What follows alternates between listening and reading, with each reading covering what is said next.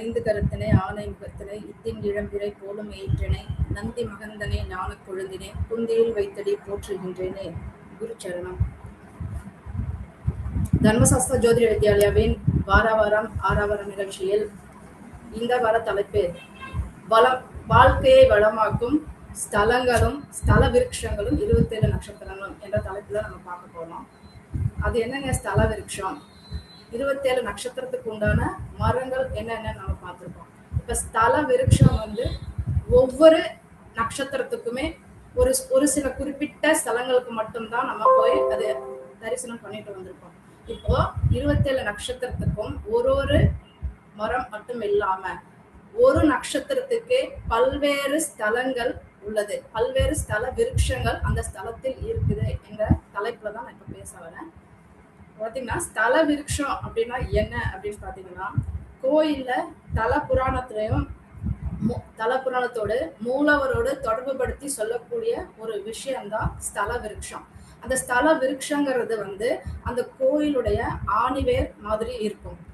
கர்ப்பகிரகத்துல எப்படி சக்தி முழுமையா ஆக்கிரமிப்பு இருக்குமோ அதே போல அந்த ஸ்தல விருட்சம் சொல்லக்கூடிய இடத்துல அந்த கோயில் கருவறையினுடைய அத்தனை சக்தியும் ஆக்கிரமிச்சு அந்த ஸ்தல விருட்சம் தன்னுள்ளே கொண்டு இருக்கும். ஏன் அப்படின்னு பாத்தீங்கன்னா, முன்னாடி புராண காலத்துல எல்லாம் பாத்தீங்க அப்படின்னா, ஒரு மரத்துல அந்த இறைவன், அந்த மரமாவே இறைவன் இருந்து அது அந்த மரத்துக்கடியில முனிவர்களும் ரிஷிகளும் வழிபாடு பண்ணி இருப்பாங்க. அந்த மரத்துல இறைவனே அந்த மரத்துல இருந்து வழிபட்டதா ஐதீகங்கள்லாம் சொல்லப்பட்டிருக்கு. அப்போ முனிவர்கள் ரிஷிகள் இறைவனும் அந்த மரத்துக்குள்ள இருந்து வழிபாடெல்லாம் மேற்கொண்டதன் மூலமாக அந்த ஸ்தலத்துக்கு இன்னும் பவர்ஃபுல்லான ஒரு சக்தி இருக்கிறது மக்கள் நம்புனாங்க. இது ஆதி காலத்துல புராண காலத்துல எல்லாம் சொல்லப்பட்டிருக்கு இந்த மாதிரி இருக்கு அப்படின்னு. அப்போ அந்த ஸ்தல விருட்சம் தான் அந்த மூலவருக்கு இருக்கக்கூடிய சக்தி எப்படி பிரதிபலிக்குமோ அதே மாதிரி அந்த சக்தியை உள்வாங்கி வரக்கூடிய மனிதர்களுக்கும் அந்த ஸ்தல விருட்சத்தின் மூலமா அந்த கர்ப்ப கிரகத்துல நம்ம தரிசனம் செஞ்சா எந்த ஒரு ஆற்றல் நமக்கு கிடைக்குமோ அது போன்ற ஆற்றலே அந்த ஸ்தல விருட்சமும் கொடுக்கும் என்பது புராணத்துல சொல்லப்பட்டிருக்கு. அப்போ பாத்தீங்க அப்படின்னா, இது பழங்காலத்துல கோயில் கட்டப்படுவதற்கு முன்பே இறைவன் அந்த மரத்திற்கு கீழ் அமர்ந்து தியானம் செய்யப்பட்டதால அந்த இறைவனுடைய சக்தியும் முழுமையா அந்த ஸ்தலம் விருட்சமே ஆக்கிரமிப்பு பண்ணி இருக்கு அப்படிங்கிறதும் இருக்கு. அப்போ அந்த ஊர்ல இருக்கக்கூடிய மக்கள் எல்லாமே அந்த ஒரு விருட்சத்தையே தெய்வமா வழிபட்டிருக்காங்க. இறைவன் வர்றதுக்கு முன்னாடி மூர்த்தி, தீர்த்தம், விருட்சம் இதெல்லாம் வர்றதுக்கு முன்னாடி, மூர்த்தி வர்றதுக்கு முன்னாடியும் தீர்த்தம் வர்றதுக்கு முன்னாடியும், மூர்த்தி என்கிறது மூலவர், கருவறையில் இருக்கக்கூடிய இறைவனை சொல்லக்கூடியதுதான் மூர்த்தி. தீர்த்தம் என்பது தெப்பக்குளம், நதி அல்லது கடல். ராமேஸ்வரம்லாம் எடுத்துக்கிட்டீங்கன்னா அந்த கடல் நீர் தான் தீர்த்தமா முதன்மையா சொல்லப்படுகிறது. அந்த மாதிரி தெப்பக்குளம், நதிகள், எந்தெந்த ஸ்தலத்துக்கு தெப்பக்குளம் இருக்குது, எந்தெந்த ஸ்தலத்துக்கு நதிகள் இருக்கிறதோ அதெல்லாம் தீர்த்தமா சொல்லப்பட்டுள்ளது. அப்போ அந்த மூர்த்தம் என்றது மூலவர் வருவதற்கு முன்பு தீர்த்தங்கள் சொல்லக்கூடிய நதி, தெப்பக்குளம் மற்றும் கடல் இவையெல்லாம் வருவதற்கு முன்னாடியே இந்த விருட்சம் என்பது முன்னதாகவே இருந்திருக்கிறது என்பது குறிப்பிடப்பட்டுள்ளது. அப்போ இந்த தீர்த்தத்துக்கும் மூர்த்திக்கும் இருக்கக்கூடிய வலிமையை விட இந்த விருட்சத்துக்கு அதிகமான வலிமை இருக்கிறதா முனிவர்களும் சித்தர்களும் சொல்லப்பட்டிருக்காங்க. சித்தர்களே கூட இந்த விருட்சத்துக்குள்ளதான் விருட்சத்திற்கு அடியில், விருட்சத்திற்குள்ளும் அதை சார்ந்த பகுதியிலும் தான் சித்தர்கள் கூட தவம் புரிந்து இருக்கிறார்கள் என்று கூறப்பட்டுள்ளது. அப்போ அந்த விருட்சங்கிறது மிக முக்கியமான ஒரு விஷயமா கருதப்பட்டிருக்கு. மேலும் அந்த விருட்சம் ஒரு மனிதனுக்கு எந்த வகையில் பயன்பாடா இருக்கு அப்படின்னு பாத்தீங்க அப்படின்னா, ஒரு கோயிலுக்குள்ள நம்ம போய் தரிசனம் பண்ணும்போது கிடைக்கக்கூடிய நேர்மறையான ஆற்றல், ஒரு புத்துணர்வு, நம்மகிட்ட இருக்கக்கூடிய நெகட்டிவ் எனர்ஜி எல்லாம் போய் நேர்மறையான எனர்ஜி நமக்கு அதிகமா கிடைக்கும்.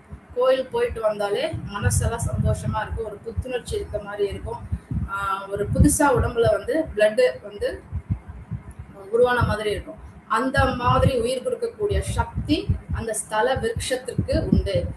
மூலவரை போய் தரிசிக்க முடியல, இல்ல ரொம்ப நேரம் காத்திருந்து கருவறையில் இருக்கக்கூடிய இறைவனை காண முடியல அப்படின்னு நினைக்கிறவங்க அந்த எந்த மூலவரை தரிசிக்க போனீங்களா, எந்த ஸ்தலத்துக்கு போனீங்களா, அந்த ஸ்தலத்தினுடைய ஸ்தல விருட்சமா கூறப்படுகின்ற அந்த விருட்சத்தின் அடியில் அமர்ந்து, இப்ப கோவிலுக்கு போனீங்கன்னா ஒரு நாளைக்கு ஒரு தடவை கோவில் போனீங்கனாலே குறைஞ்சபட்சம் 24 மணி நேரம் இருக்கணும். ஒரு நாழிகை 24 மணி நேரம் அந்த கோவில்ல இருக்கணுங்கிறது ஒரு ஐதீகம். அது மாதிரி அந்த ஸ்தல விருட்சத்துக்கு அடியில அந்த ஸ்தல விருட்சம் எங்க இருக்கு, அதனுடைய வேர் எந்த பகுதி வழியாக எந்த திசை நோக்கி செல்கிறதுன்னு பார்த்து அந்த வேர் செல்லக்கூடிய பகுதியில் அதை சார்ந்து அங்கே அமர்ந்து இருந்தீர்களா 20 நிமிடம், குறைந்தபட்சம் ஒரு 20 நிமிஷம் அங்க அமர்ந்து இருந்து மௌனமாக இறைநாமத்தை ஜெபித்துக் கொண்டு 20 நிமிடம் அமர்ந்தால் அந்த கருவறையில் இருந்து இறைவனை தரிசித்த பலன் இந்த ஸ்தல விருட்சத்தில் இருந்ததற்கு கிடைக்கும் என்று புராணங்கள் சொல்லப்பட்டிருக்கு. புராணங்கள் கூறுகிறார்கள், சித்தர்களும் இதை வலியுறுத்தி சொல்லியிருக்கிறார்கள். ஸ்தல புராணம் விருட்ச சாஸ்திரத்தில் இது கூறப்பட்டுள்ளது. ஸோ அப்போ அந்த அளவு பவர்ஃபுல்லான வலிமை கொண்டதுதான் அந்த ஸ்தல விருட்சம். ஒவ்வொரு கோயில்களிலும் ஒரு ஸ்தல விருட்சம் இருக்கு. அந்த ஸ்தல விருட்சமும் அந்த கொடிமரமும் அந்த மூலவர் என்று சொல்லக்கூடிய கர்ப்ப கிரகத்தில் இருக்கக்கூடிய சக்தியை நமக்கு தாங்கி கொடுத்து வரக்கூடிய மனிதர்களுக்கு நேர்மறை ஆற்றலை கொடுத்து கொண்டே இருக்கிறது. அப்போ அந்த ஸ்தல விருட்சத்தை நம்ம அனுதினமும் வணங்க வேண்டும். அப்போ ஒவ்வொருவரும் தாங்கள் பிறந்த நட்சத்திரத்தின்படி, ஜென்ம நட்சத்திரத்தின்படி என்னென்ன நட்சத்திரத்தில் பிறந்தீர்களோ, என்னென்ன அதற்குண்டான மரங்களோ அந்த மரத்தை முறையாக வழிபாடு செஞ்சால் நேர்மறையான ஆற்றலும் வாழ்க்கையில் வளமும் பெறலாம் என்பது ஐதீகம். அப்போ ஸ்தல விருட்சம் இருப்பதற்கு என்ன காரணம் அப்படின்னு பாத்தீங்கன்னா, இந்த பூமியில அந்த மரமானது, ஸ்தல விருட்சம்ங்கிறது, விருட்சம்ங்கிறது மரம், அந்த மரமானது பூமியில எந்த அளவு அதனுடைய வேர் கிளை விட்டு பூமிக்கடியில் பறந்து விரிந்து இருக்கிறதோ, அது போன்றே ஒரு மனிதன் கோவிலுக்கு வரும்போது அவனுடைய ஆன்மீக எண்ணங்களும் மனத்தினுள் பறந்து விரிந்து இருக்க வேண்டும் என்பது ஒரு ஐதீகமாக சொல்லப்படுகிறது. அப்போ அந்த அந்த மரம் எப்படி அதனுடைய கிளைகள் எல்லாமே பறந்து விரிந்து இருக்கிறதோ, அது போன்று ஒரு மனிதனுடைய வாழ்க்கையில் அவனுடைய பரம்பரை, வம்சாவளி பரம்பரை என்பது மரங்களை போன்று, கிளைகளை போன்று, அந்த மரத்தில் உள்ள கிளைகளை போன்று பறந்து விரிந்து இருக்க வேண்டும். அதுவே அதனுடைய பரம்பரையாகவும் பரம்பரை உறவுகளாகவும் குடும்ப உறவுகளாகவும் சொல்லப்பட்டுள்ளது. அதில் இருக்கும் காய்கள், கனிகள், பழங்கள் அவைதான் மனிதன் அவர் செய்த நற்பலனுக்கு உண்டான பலன்கள் என்று கூறப்பட்டுள்ளது. ஒரு மரம் இருக்குன்னா அந்த மரத்தினுடைய கிளைகள் எப்படி பறந்து விரிஞ்சிருக்கோ அது போன்றதுதான் மனிதனுடைய வாழ்வையில இருக்கக்கூடிய அவனுடைய வம்சாவளின்னு சொல்லப்பட்டிருக்கு. சரிங்களா? அடுத்து அந்த மரத்தை எப்படி இறைவனா, ஆதிகால மனுஷங்களா ஒரு மரத்தை இறைவனாவே பாவிச்சு வழிபடுறாங்களோ, அதே போன்று மனிதனும் தனது உறவுகளையும் பாவித்து, உறவுகளையும் மேன்மேலும் நல்ல நல்ல விதத்தில் அவனுடைய வம்சம் வளர வேண்டும் என்பதற்காக அந்த உறவுகளையும் அவன் பாவித்து நல்முறையில் பேணி காக்க வேண்டும் என்பதையும் இந்த மரம் சொல்கிறது.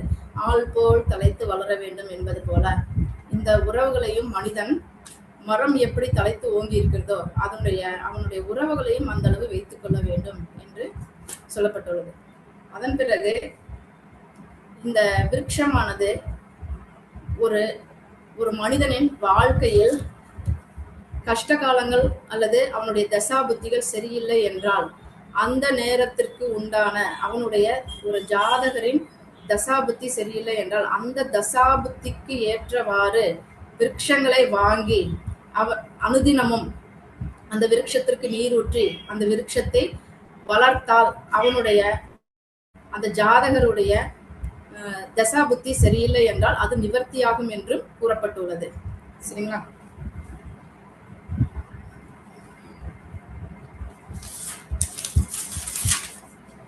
அடுத்து இந்த விருட்சத்தை வழிபடுறது மூலம் என்ன பலன் அப்படின்னு பாத்தீங்கன்னா, மூலவரை வந்து கருவறைக்கு போய் தரிசிக்கும் போது எந்த உணர்வு ஏற்படுமோ அதே போன்று இந்த விருட்சத்தை வழிபடும் போதும் உள்ளுணர்வு ஏற்படும். அந்த மூலவரை கருவறையிலிருந்து தரிசனம் பெற்றால் என்ன பலன் கிடைக்குமோ அதே பலன்தான் இந்த விருட்ச வழிபாடு எடுக்கும் போதும் முழுமையாக கிடைக்கும் என்று சாஸ்திரங்கள் சொல்லப்பட்டுள்ளது. அடுத்து பூசம் நட்சத்திரம். பூச நட்சத்திரத்துக்கு உண்டான மரம் அரச மரம். இந்த பூச மரம் ஸ்தல விருட்சமா இருக்கக்கூடிய கோயில்கள் பார்த்தீங்கன்னா நிறைய கோயில்கள் இருக்கிறது. அதுல ஒரு குறிப்பிட்ட முக்கியமான சில கோயில்கள் மட்டும் பார்ப்போம்.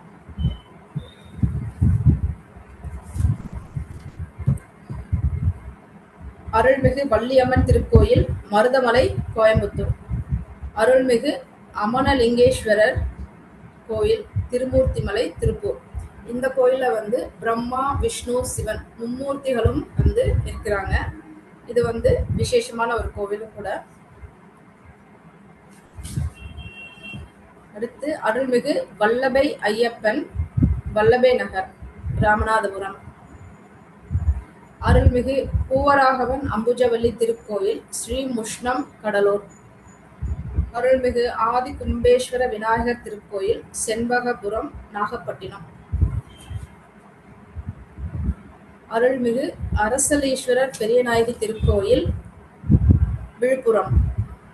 அருள்மிகு அகத்தீஸ்வரர் ஆனந்தவல்லி திருக்கோயில், நெமிலிச்சேரி, சென்னை.